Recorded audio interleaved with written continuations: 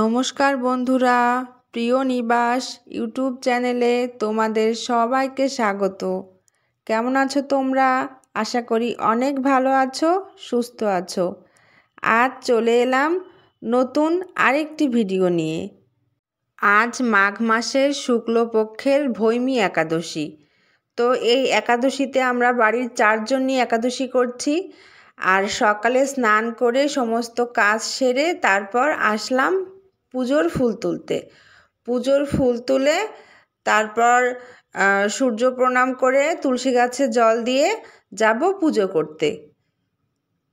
পুজোতে যেই ফুল লাগে সেই ফুল আমার গাছ থেকে হয়ে যায় অবশ্য। গাছে অনেক ফুল ফোটে, এই কারণে আমার বাইরে থেকে আর ফুল কিনে নিয়ে আসা লাগে না। অবশ্য মাঝে করে যখন অনেক শীত পড়ছিল তখন একটু ফুল কম ফুটছিল, তো তারপরও হয়ে যাচ্ছিল। আমার তো মনে হয় বাজার থেকে কিনে নিয়ে আসা ফুল দিয়ে পুজো দিলে যতটা না ভালো লাগে তার থেকে বেশি ভালো লাগে বাড়ির গাছের ফুল দিয়ে পুজো দিলে। একটা অন্যরকম ভালো লাগা কাজ করে। কদিন ধরে তো আমাদের এখানে একটু শীত ছিল না, মানে এত গরম পড়ছিল যে রীতিমতন আমরা ফ্যান চালাচ্ছিলাম। আর এই গরম দেখে তো আমি সব শীতের সব কিছু কেচে তারপরে উঠিয়ে রাখলাম। আর আজ সকাল থেকে দেখি এত শীত লাগছে, মনে হচ্ছে যে সোয়েটার পরা লাগবে। আগে আমরা নিয়ম করে সব একাদশীগুলোই করতাম, কিন্তু মাঝে করে আমাদের আবার অনেকগুলো একাদশী করা হয়নি, কারণ এর ভিতরে আমার মেয়েটাও আবার অনেক অসুস্থ ছিল, এই কারণে আর কি করতে পারিনি। আর ওই যে একাদশী করতে করতে, একাদশী না যে কোনো কিছু যদি করতে করতে মাঝপথে বন্ধ রাখা হয় না, তাহলে মনটা খুব খারাপ হয়ে যায়। তো আবার ভাবছি যে আবার নিয়মিতভাবে একাদশীগুলো করা শুরু করব। আর মেয়ে তো অসুস্থ থাকার কারণে ওকে তো ডাক্তার বলেই দিয়েছে যে ওর খাওয়া দাওয়া একদম সমস্ত সব কিছু একদম নিয়ম মাফিক করা লাগবে। কিন্তু তারপরেও কি হয়, ছোট মানুষ তো অনেক সময় চেয়ে বসে যে না মা আমি এটা খাবো, বাইরে এটা খাবো, ওটা খাবো। কতক্ষণ আর কি বারণ করা যায়? খারাপ লাগে, মনে হয় কি ছোট মানুষ চাচ্ছে, ঠিক আছে একটু দিই, অল্প একটু খেলে হয়তো কিছু হবে না। কিন্তু আসলে কি খেলে ওরই সমস্যা হয়। এই যে গত পরশুদিন যেমন সেই আবার ওর একটু অসুস্থ হয়ে পড়েছে, ওই আর কি খাওয়া দাওয়ার সমস্যার জন্যই। তো ওর বাবাকে বললাম, তা ওর বাবা বললো যে ঠিক আছে তাহলে এখন থেকে আর বাইরের খাবার নিয়ে আসবো না। আবার ওর বাবা তো শুনে বলছিল যে ও তো বলছে যে একাদশী করবে, তো থাক ওর একাদশী করা লাগবে না। তা আমি আবার বললাম কি যে ও তো হচ্ছে একাদশী করতে চাইছে।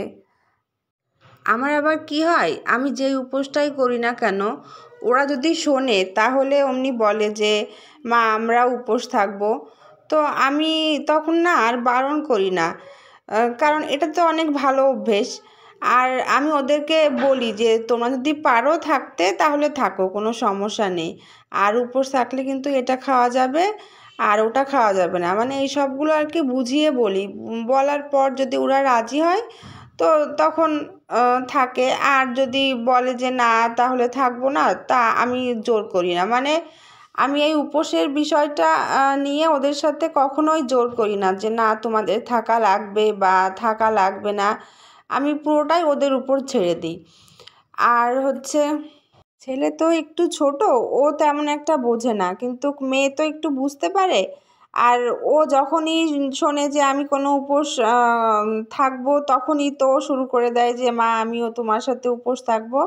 আর ওর দিদি কিছু বলা মানেই ও তার সাথে ও শুরু করে দেবে যে দিদি যখন উপোস থাকবে আমিও তাহলে উপোস থাকবো। আর আমি অবাক হয়ে যাই যে ওরা দুজনেই আমার সাথে উপোস গুলো এত সুন্দর করে নিষ্ঠা ভরে করে। সত্যি ওরা ছোট, তারপরেও আমার থেকেও যেন খুব সুন্দরভাবে ওরা উপোসগুলো করে। আর আমি যেটাই বলি সেটাই শোনে। আর আমার তো এই যে আমার পুজোর কাজে আর কি অনেক সাহায্য করে ওরা। তো এইভাবেই আর কি আমার উপোসগুলো কাটে। আর আজ একাদশী করছি, এটাতেও কিন্তু ওরা দুই ভাই বোন অনেক সাহায্য করেছে আমার সারাটা দিন। আমি তো নিজেই মাঝে মাঝে দেখা যায় বলে ফেলি যে অনেক কষ্ট হচ্ছে, কিন্তু ওরা কখনো বলে না যে মা আর পারছি না, কি কষ্ট লাগছে, বা মা খিদে লেগেছে কখন খাবো, ওরা কখনো বলে না।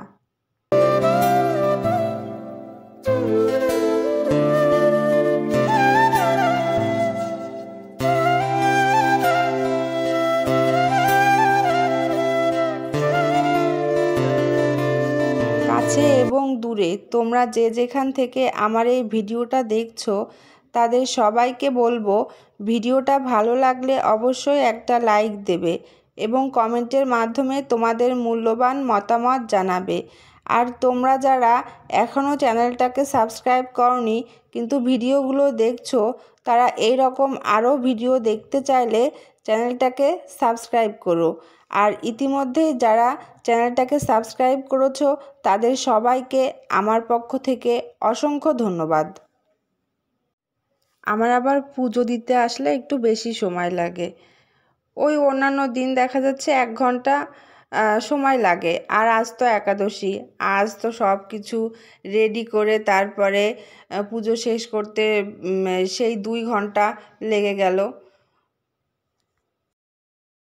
অবশ্য শুধু পুজো না, বাড়ির অন্যান্য কাজ করতে গেলেও আমার আবার একটু বেশি সময় লাগে। তাড়াতাড়ি কাজ করলে কাজটা শেষ হয়ে যায় ঠিকই, কিন্তু আমার মনে হয় কাজটা সুন্দর হয় না। আর এই কারণেই আমি কোনো কাজ করলে একটু বেশি সময় নিয়ে করার চেষ্টা করি, তাহলে আমার মনে হয় কাজটা অনেক বেশি সুন্দর হয়। আমার আবার একটা খারাপ অভ্যেস আছে, সেটা হচ্ছে সব কিছু পরিষ্কার পরিচ্ছন্ন সুন্দর করে গোছানো থাকতে হবে, তা না হলে আমার আবার একটুও ভালো লাগে না। আজ রান্না ছিল না, তাই ভাবছিলাম অনেকটা ফ্রি সময় কাটানো যাবে, কিন্তু পরে দেখি কাজ আর শেষই হয় না। আর এই যে দেখছো আমি গীতা পাঠ করছি, আমি কিন্তু যখনই সময় পাই তখনই গীতা পাঠ করি। গীতা পাঠ করতে আমার আবার খুব ভালো লাগে। আমি যেদিন প্রথম গীতা পাঠ করি ঠিক সেই দিন গীতা পাঠ শেষে সিদ্ধান্ত নিই এবার আমরা দীক্ষা নেব।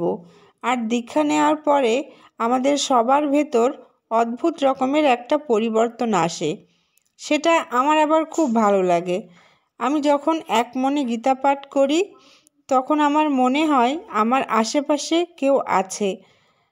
আমি তো অনেক দিন এই রকম করেছি যে গীতা পাঠ শেষ করে ওদের বাবার কাছে শুনেছি যে তোমরা কি কেউ এই ঘরে এসেছো বা এটা করেছো ওটা করেছো, কিন্তু একটা অদ্ভুত বিষয়, ওরা কেউ কিছু করে না, কিন্তু আমার মনে হয় আমার পাশে কেউ আছে বা কেউ কিছু করছে।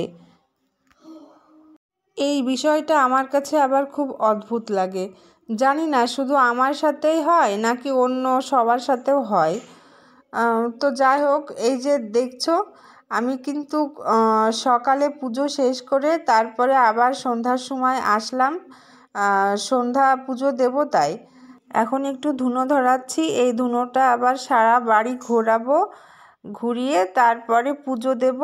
পুজো দেওয়া শেষ করে ওই পুজোর প্রসাদ খাবো, খেয়ে তারপর আমাদের সবার জন্য একটু ফল কাটবো, কেটে ওই ফল খাবো। তারপরে আবার রাতে শোয়ার আগে আর একটু ফল আর দুধ খেয়ে তারপরে আবার শোবো। কাল তো আবার সকাল সকাল ওঠা লাগবে, কাল আবার পারনি আছে। তো যাই হোক বন্ধুরা, ভিডিওটা আর বেশি বড় করব না, আবার দেখা হবে নতুন কোনো ভিডিওতে। সেই পর্যন্ত তোমরা সবাই ভালো থেকো, সুস্থ থেকো। ভিডিওটা দেখার জন্য তোমাদের সবাইকে অনেক ধন্যবাদ।